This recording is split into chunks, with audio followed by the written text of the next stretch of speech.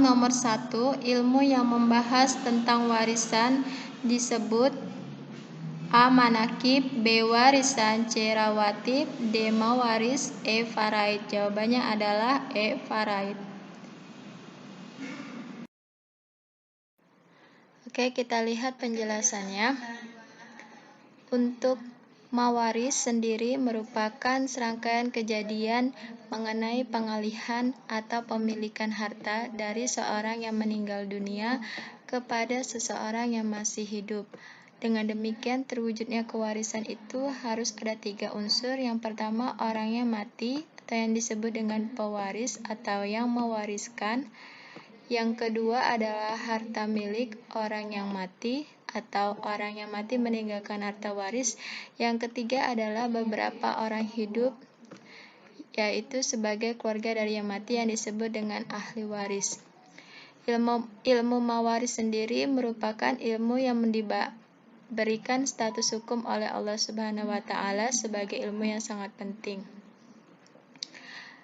Sedemikian rupa sehingga tutum hukum mawaris mengenai ketentuan pembagian harta warisan. Jadi intinya warisan itu adalah perpindahan kekayaan dari orang yang meninggal dunia kepada satu atau beberapa orang beserta akibat-akibat hukum seorang terhadap kekayaan. Ilmu mawaris itu biasa disebut dengan ilmu faraid, yaitu ilmu yang membicarakan segala sesuatu yang berhubungan tentang harta warisan. Adapun dasar hukum dari waris yaitu yang pertama adalah Al-Qur'an. Al-Qur'an di mana di sini dalam surat An-Nisa ayat 7 yang bunyinya lirijali nasibum mimma tarakal walidani wal aqrabu walin nisa'i nasibum mimma tarakal walidani wal aqrabuna mimma qala minhu aw kasur nasibam mafruda.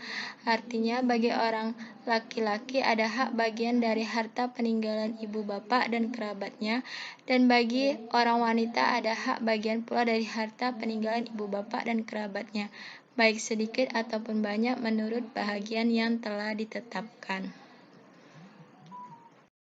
Selanjutnya dasar hukum tentang warisan yaitu di hadis dari Abdullah bin Amr. Al-ilmu salah satu wa ma siwa dzalika fal ayatun muhkamatun aw sunnatun qaimatun aw faridatun adilah. Ilmu itu ada 3 macam, dan yang selain yang 3 macam itu sebagai tambahan saja. Ayat mahkamat, sunnah yang datang dari Nabi, dan faraid yang adil. Jadi faraid itu tentang warisan. Berdasarkan kedua hadis di atas, maka mempelajari ilmu faraid itu hukumnya adalah fardu kifayah. Artinya semua kaum muslimin akan berdosa jika tidak ada sebagian dari mereka yang mempelajari ilmu faraid dengan segala kesungguhan. Selanjutnya soal yang kedua, harta peninggalan mayat disebut dengan A. Mawaris, B. Manakib, C. Akobah, D. Faraid, D. Rawatib. Jawabannya adalah mawaris. Jadi harta peninggalan mayat itu disebut warisan, di mana ilmunya itu mawaris. Selanjutnya yaitu mengenai syarat-syarat mendapatkan warisan, di mana yang pertama adalah tidak adanya salah satu penghalang untuk mendapat warisan. Yang kedua adalah kematian orang yang diwarisi, walaupun kematian tersebut berdasarkan vonis pengadilan. Misalkan, hakim memutuskan bahwa orang yang hilang itu dianggap telah meninggal dunia. Yang ketiga adalah ahli waris hidup pada saat orang yang memberi warisan meninggal dunia. Jadi jika seorang wanita mengandung bayi, kemudian salah seorang anaknya meninggal dunia, maka bayi tersebut berhak menerima warisan dari saudaranya yang meninggal itu, karena kehidupan janin telah terwujud pada saat kematian saudaranya terjadi. Selanjutnya soal yang ketiga, adanya harta waris, adanya pewaris, dan adanya ahli waris harus ada dalam mawaris atau disebut dengan jadi harta waris, pewaris, dan ahli waris itu merupakan apa? A. Hukum, B. Ketentuan, C. Sebab musabah, D. Rukun, E. Kriteria. Jawabannya adalah D. Rukun karena untuk warisan itu harta waris, pewaris, dan ahli waris semuanya harus ada. Tidak boleh tidak satupun. Soal yang keempat, harta peninggalan disebut juga dengan A. Tirkah, B. Berkah, jelas nggak mungkin, C. Harta gono gini, ini juga. Yang D. Sirkah, E. Serakah, jelas jawabannya di sini adalah tirkaah. Seorang bapak mendapat warisan karena sebab A. Wala, B. Nasab, C. Perkawinan, D. Malah, E. Nikah. Jawabannya adalah bapak itu adalah merupakan nasab atau keturunan. Oke, soal yang keenam. Seorang istri mendapat bagian warisan karena sebab A. Nasab, B. Wala, C. Derajat, D. Pernikahan, E. Keturunan. Istri, berarti kalau istri itu harus menikah, berarti jawabannya adalah karena pernikahan. Jadi D. Soal yang ketujuh, memerdekakan budak, lalu budak itu meninggal. Yang memerdekakan mendapat warisan disebut A. Nasab, B. Nikah, C. Perkawinan, D. Keturunan, E. Wala. Kalau memerdekakan budak, yang memerdekakan mendapat warisan berarti itu disebut dengan wala. Kalau nasab itu keturunan, jelas salah. Nikah apalagi nggak mungkin dinikahi, perkawinan juga nggak, keturunan juga bukan. Di wala jawabannya. Oke, sebab-sebab menerima harta warisan. Sebab yang pertama adalah karena nasab atau karena keturunan, yaitu kerabat dari ahli waris, ya di mana terdiri dari bapak, dari orang yang diwarisi, ataupun anak-anaknya, beserta jalur ke sampingnya. Jadi saudara-saudara beserta anak-anak mereka, serta paman-paman dari jalur bapak beserta anak-anak mereka. Di mana di sini tercantum dalam surat An-Nisa ayat 33, walikullin ja'alna mawaliyah mimma tarakal walidani wal aqrabun walladzina aqadat aymanukum fa'atuhum nasibahum innallaha kana ala kulli syai'in syahida. Bagi tiap-tiap harta peninggalan dari harta yang ditinggalkan ibu, bapak, dan karib kerabat, kami jadikan pewaris-warisnya. Selanjutnya yaitu karena pernikahan, yaitu akad yang sah menghalalkan berhubungan suami istri, walaupun suaminya belum menggaulinya serta belum berduaan dengannya. Allah Subhanahu wa taala berfirman dalam surat An-Nisa ayat 12, walakum nisfu ma taraka azwajukum illam yakul lahunna walad fa in kana lahunna waladun falakumur rubu'u mimma tarak min ba'di wasiyati yusina biha aw dayn walahunna rubu'u mimma taraktum illam yakul lakum walad fa in kana lakum waladun falahunna sumunu mimma taraktum mimma diwasiyatin tusuna biha aw dayn wa in kana rajulun yurasu kalalah aw imra'atun walah ahun aw ukhtun falikulli wahidin minhumas sudus fa in kanu aktsara min dzalika fahum syuraka'u fis sulus min ba'di wasiyati yusa biha aw daini ghairu mudar wasiyatan minallahi wallahu alimun halim. Dan bagimu suami-suami seperdua dari harta yang ditinggalkan oleh istri-istrimu jika mereka tidak mempunyai anak. Suami istri dapat saling mewarisi dalam talak raj'i selama dalam masa iddah dan ba'in. Jika suami menalak istrinya ketika sedang sakit dan meninggal dunia karena sakitnya tersebut. Di sini kita bahas mengenai wala tadi. Wala yaitu seorang yang memerdekakan budak, laki-laki ataupun wanita. Jika budak yang dimerdekakan meninggal dunia, sedang ia tidak meninggalkan ahli waris, maka hartanya diwarisi oleh yang memerdekakannya. Rasulullah SAW bersabda yang artinya wala itu milik orang yang memerdekakannya. Soal yang ke-8, disebut harta waris jika sang pewaris A. membagikan, B. menyarankan, C. meninggal, D. mengharapkan, E. menyetujui. Di sini jelas kalau yang disebut harta waris berarti pewarisnya di sini sudah meninggal. Jadi jawabannya adalah C. Hukum mempelajari ilmu waris. A. Fardu ain, B. Sunnah muakkad, C. Mubah, D. Fardu kifayah, E. Sunnah gairu muakkad. Jawaban yang tepat adalah fardu kifayah.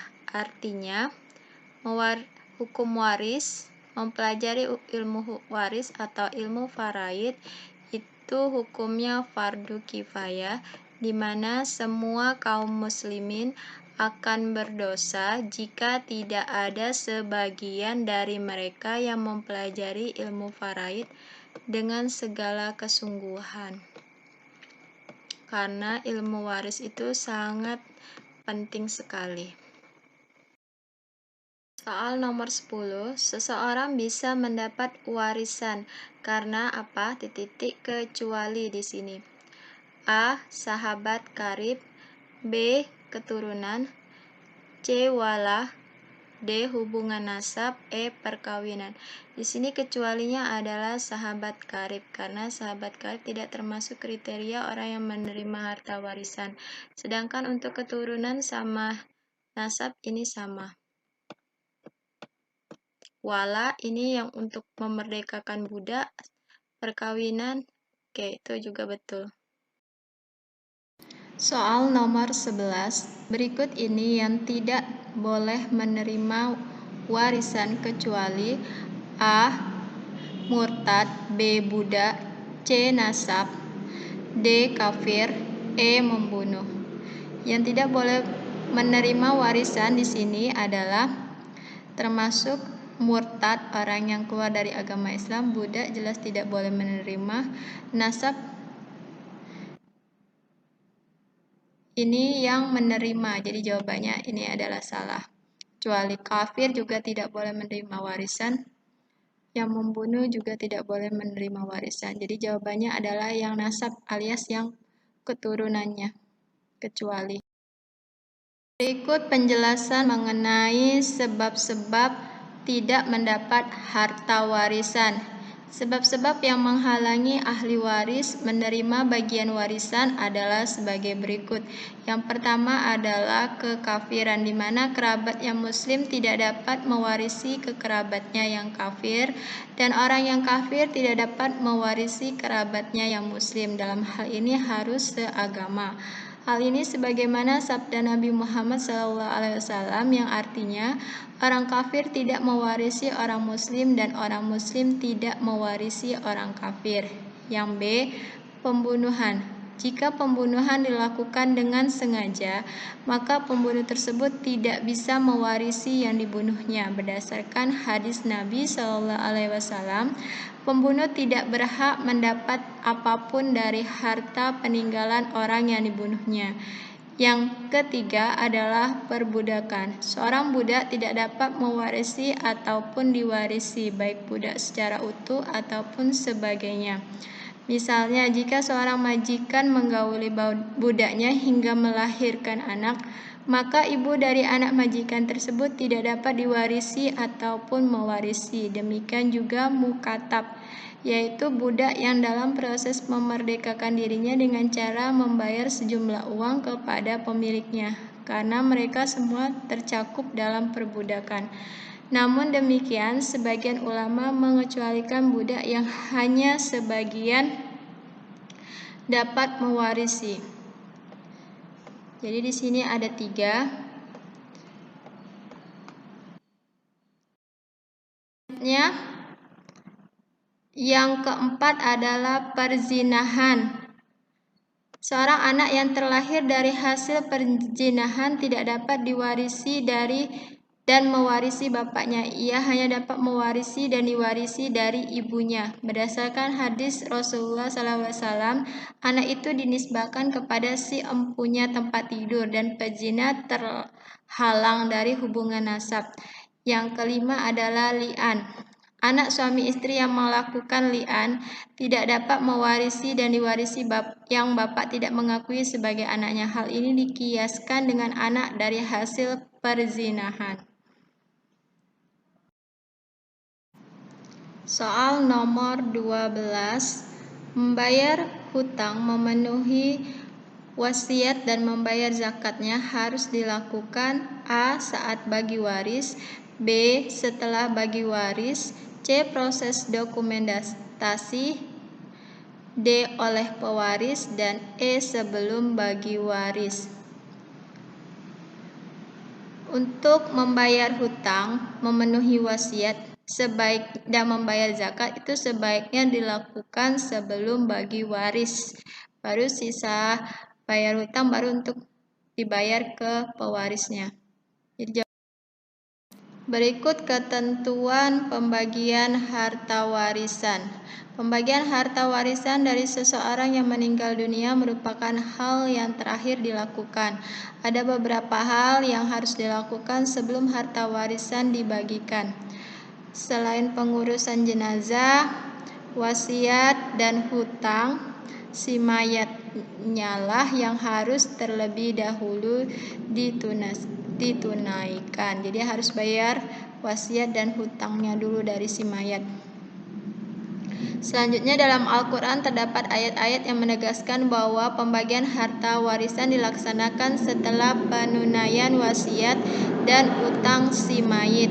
Seperti terdapat dalam surat An-Nisa ayat 11, Yusikumullahu fi auladikum lidzakari mislu hazil unsayain fa in kunna nisa'an fawqa usnataini falahunna sulusa ma tarak wa in kanat wahidatan falahan nis wali abawaihi likulli wahidin minhuma sudusu mimma taraka in kana lahu walad fa illam yakul lahu waladu wa warisahu abawahu fali ummihi sulus fa in kana lahu ikhwatu fali ummihi sudus min ba'di wasiyati yusi biha audain aba'ukum wa abna'ukum la tadruna ayyuhum aqrabu lakum naf'an faridatan minallahi innallaha kana aliman hakima. Yang artinya Allah mensyariatkan bagimu tentang pembagian pusaka untuk anak-anakmu, yaitu bahagian seorang anak lelaki sama dengan bahagian 2 orang anak perempuan, dan jika anak itu semuanya perempuan lebih dari 2, maka bagi mereka 2/3 dari harta yang tinggalkan. Jika anak perempuan itu seorang saja, maka ia memperoleh separuh harta.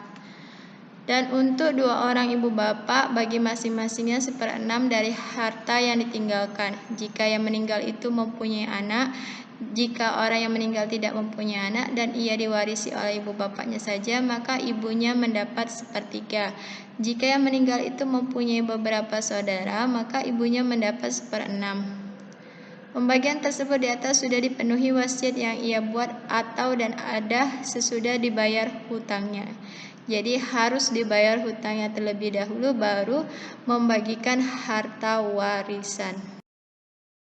Soal yang ke-13, dua anak perempuan atau lebih jika tidak ada anak laki-laki akan mendapatkan harta warisan sebanyak A setengah, B seperenam, C semua harta, D sepertiga, E 2/3. Jawabannya adalah jika anaknya perempuan 2 dan tidak ada laki-laki anaknya, makanya dia mendapat 2/3. Soal yang ke-14, dasar perbedaan bagian antara laki-laki dan perempuan dalam hak waris ditinjau dari aspek A. Persamaan hak, jelas tidak sama antara laki-laki dan perempuan. Jawaban yang pertama adalah salah. B. Kesepakatan juga tidak termasuk. C. Tanggung jawab, iya, karena tanggung jawab antara laki-laki dan perempuan berbeda. Untuk itu, maka laki-laki mendapat jumlah yang lebih banyak daripada perempuan. Yang D. Kekuatan juga tidak. Yang E. Jenis kelamin tidak termasuk. Jelas jawabannya di sini adalah C. Tanggung jawab, karena tanggung jawab laki-laki dan perempuan lebih tinggi laki-laki.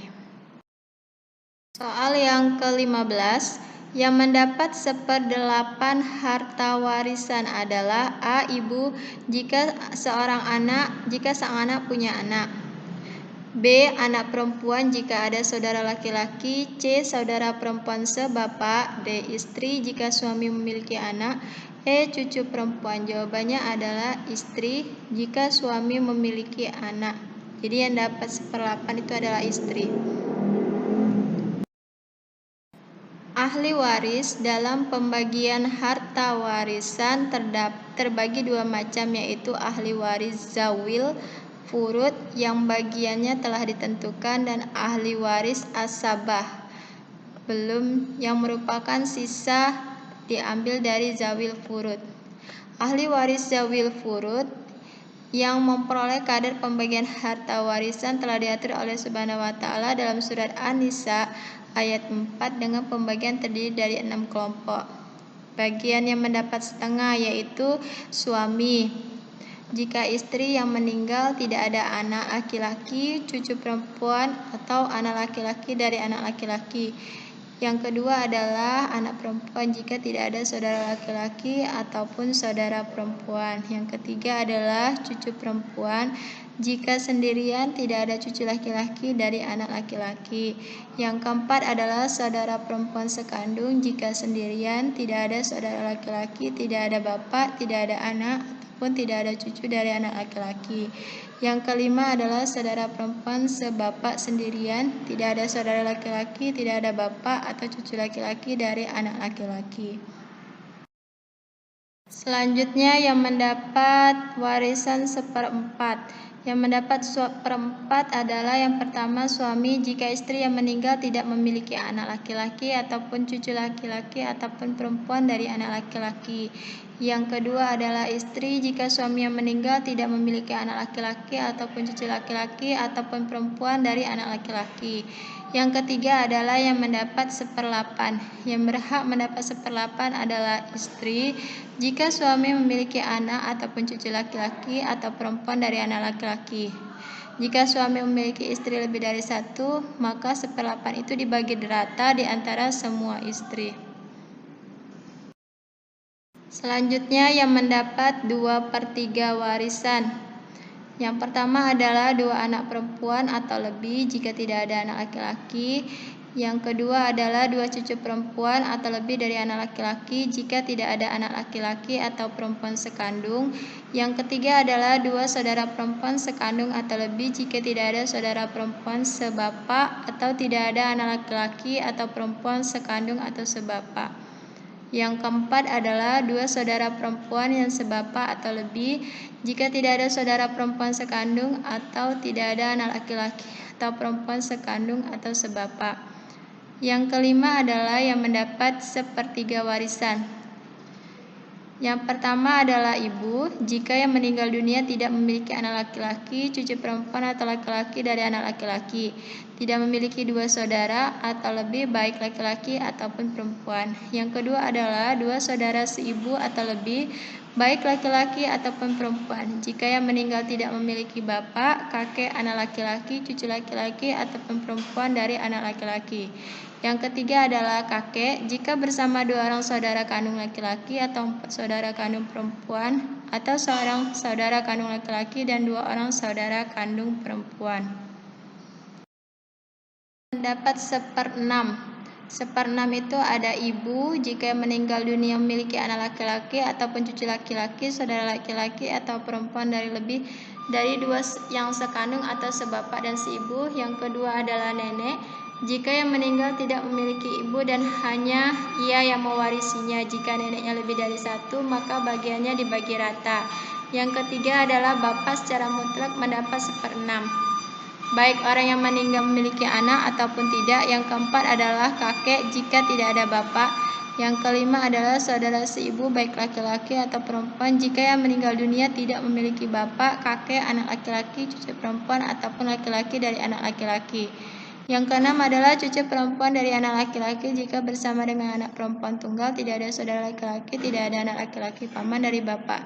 Yang ketujuh adalah saudara perempuan sebapak jika ada 1 saudara perempuan sekandung tidak memiliki saudara laki-laki sebapak, tidak ada ibu bapak, tidak ada kakek, tidak ada laki-laki.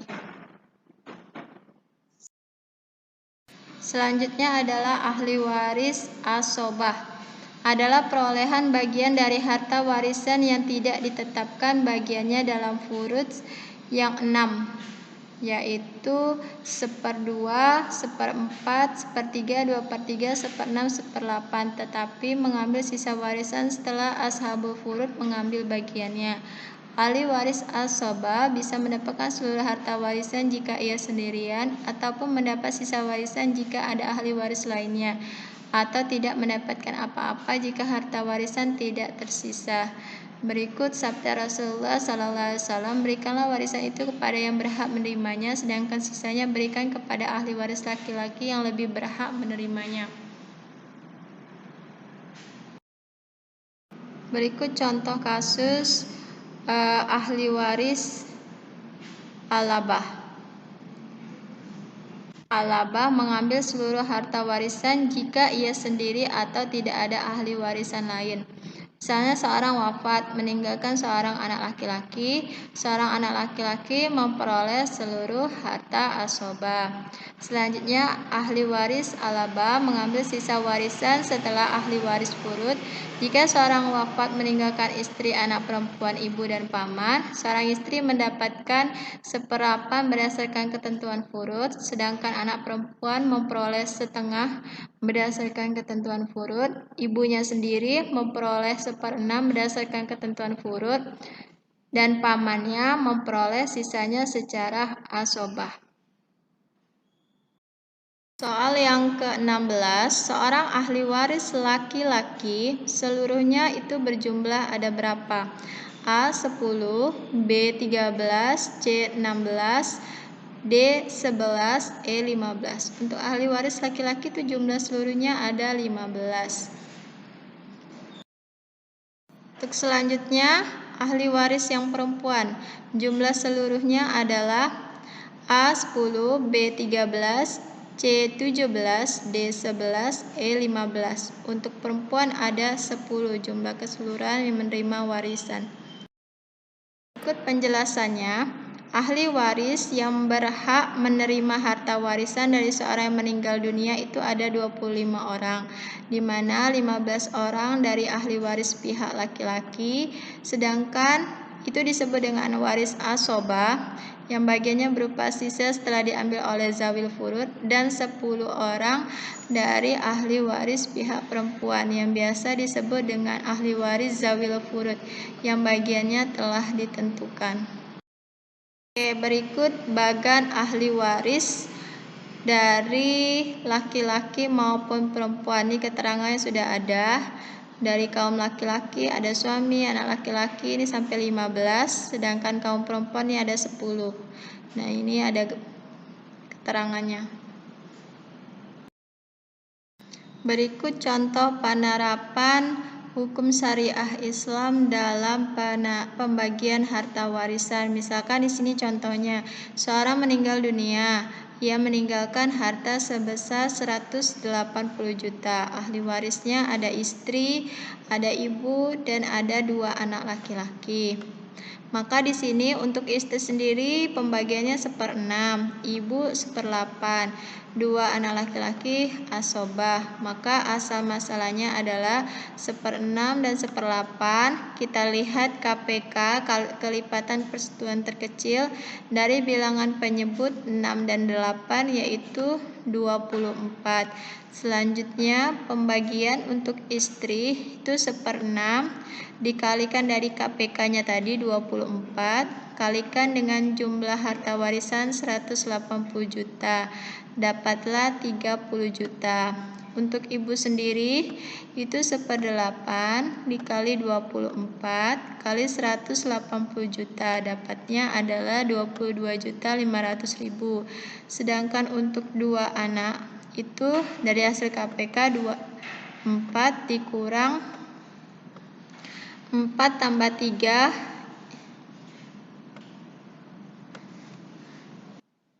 kali 180 juta sama dengan 127.500.000.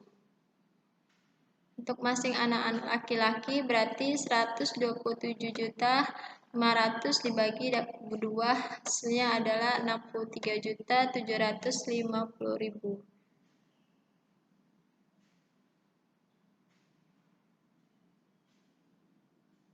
Di hasil 1/8 kali 24 kan dapatnya 4. 1/8 kali 24 dapatnya 3. Ini hasilnya ini. 4 tambah 3 ini. Selanjutnya penghitungan dengan menggunakan aul.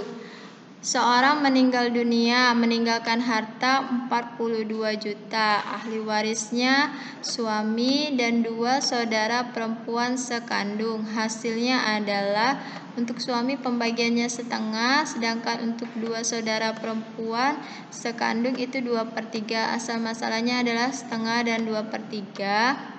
KPK-nya adalah 6, sementara pembilangnya adalah 7, maka 7/6. Untuk penghitungan menggunakan aul yaitu dengan menyamakan penyebut. Aulnya adalah 1, sehingga masing-masing adalah 3/7 untuk suami kali 42 juta, hasilnya 18 juta. Sedangkan untuk 2 saudara perempuan 4/7 kali 42 juta, hasilnya 24 juta. Ini dibagi 2, jadi masing-masing dapat 12 juta. Selanjutnya penghitungan dengan menggunakan rot. Rot yaitu seorang meninggal dunia meninggalkan harta 120 juta. Ahli warisnya terdiri dari ibu dan anak perempuan. Maka untuk ibu 1/6, 1 anak perempuan setengah. Berarti cari KPK-nya 6 sama 2 dari penyebutnya. Dapatlah 6. Bagian-bagiannya hal ini masih tersisa 2/6. Ini 1/6 jadi 3/6. Untuk penghitungan dalam kasus ini harus menggunakan rot, yaitu membagikan kembali harta warisan yang tersisa kepada ahli warisnya. Jika dilihat maka ibu 1/6, 1 anak perempuan 3/6. Maka perbandingannya 1/3, berarti 1/6 tambah 3/6 hasilnya 4/6.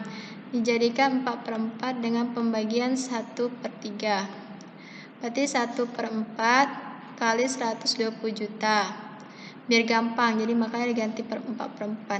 Hasilnya 30 juta, sedangkan 1 anak 3/4 kali 120 juta dapatnya 90 juta. Selanjutnya manfaat hukum waris Islam. Yang pertama adalah terciptanya ketentraman hidup dan suasana kekeluargaan yang harmonis. Syariah adalah sumber hukum tertinggi yang harus ditaati. Orang yang paling durhaka adalah orang yang menantang hukum syariah. Syariah itu sendiri diturunkan untuk kebaikan umat Islam dan memberi jalan keluar yang paling sesuai dengan karakter dan watak dan masing-masing manusia. Yang kedua adalah menciptakan keadilan dan mencegah konflik pertikaian. Keadilan yang diterapkan mencegah munculnya konflik dalam keluarga yang dapat berujung pada tragedi pertumpahan darah, meski dalam prakteknya selalu aja muncul pertentangan yang bersumber dari akal pikiran.